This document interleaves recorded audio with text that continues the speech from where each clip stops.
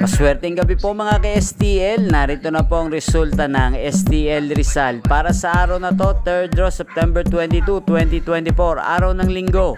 Naway ang mga natayan niyo pong mga numero kanina ay manalo nawa ngayong gabing ito, 8:45 PM.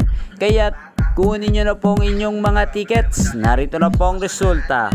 Para po sa STL Rizal, 3rd draw result, ang mga numero nanalo 33 at 36 in exact order sa lahat po ng tumaya kanina para sa 3rd draw ng 33 at 36. Panalo po kayo. Congrats po.